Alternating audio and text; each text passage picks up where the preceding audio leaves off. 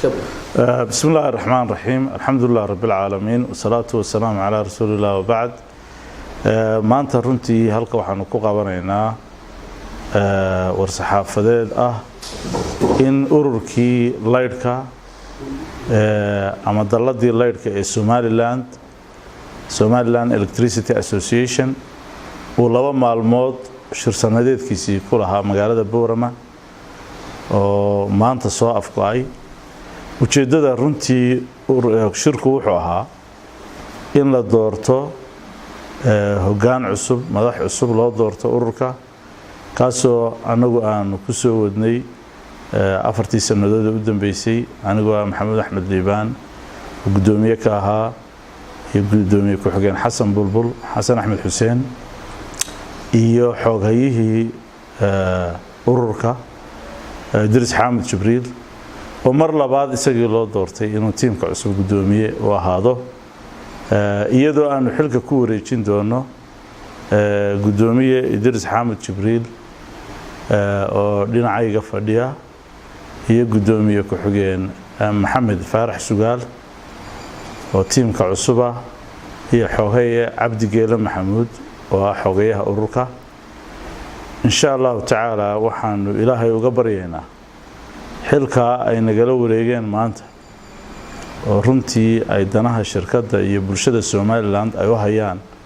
inuu Ilaahay u fududeeyo aad iyo aadna doorashadii halka ka dhacday waxay ahayd mid xor oo xalaal oo transparent oo ururkii u dhamaantii si wanaagsan oo niyad sami oo qalbi wanaagana ay shirkadihii dalka cidii matalaysay oo halka fadhida ay u doorteen aad baa u mahadsantihiin waxaan ku soo dhaweynayaa gudoomiyaha cusub ee ururka Idris Xamed Jibriil bismillaahir rahmaanir rahiim ilaahay baa mahadle dhamaanteen baa xagan isku keenay sida gudoomiyihii hore sheegay oo shir sanadeedkii Somaliland Electricity Association oo muddo 2 cisho ka socday magaalada Boorama taasoo aan ku dooraneynay maamul cusub waxa halkan ka dhacay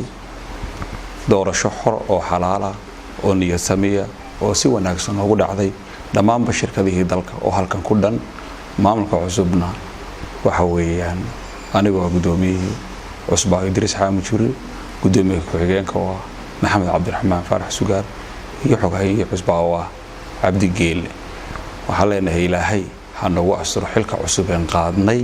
anagoo hawl badan iyo tacab badan horena ka soo galay imikana hawl badan iyo tacab badan noo taal waxaan Ilaahay ka baryeynaa inaan hawsha noo soo socoto ilaa noo fududeeyo dhammaanba tiimkayga inta kalena ku jirta boorka inay nala shaqeeyaan oo hawsha noo taala aanu gacmaha isqabsano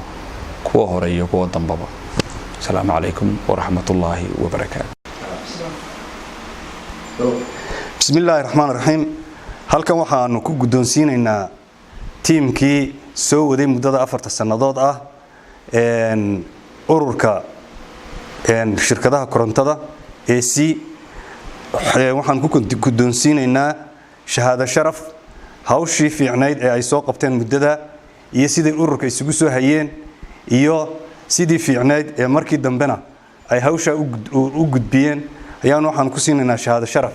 gudoomiyaha qabo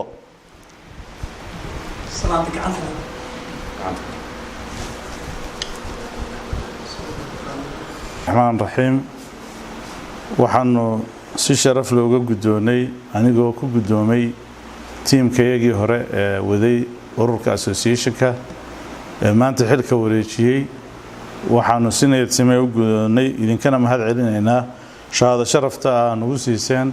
shaqadii aanu soo haynay 4 sanadood ee na dhaafay runtiina ma aha guul aan kaliya leeyahay waa guul tiimka hareerteeda taagan ay la lahaayeen iyo guud ahaan ururka boardka 8 xubnood ee ururku aad baa u mahadsantihiin assalaamu calaykum waraxmatullaahi wabarakaatuh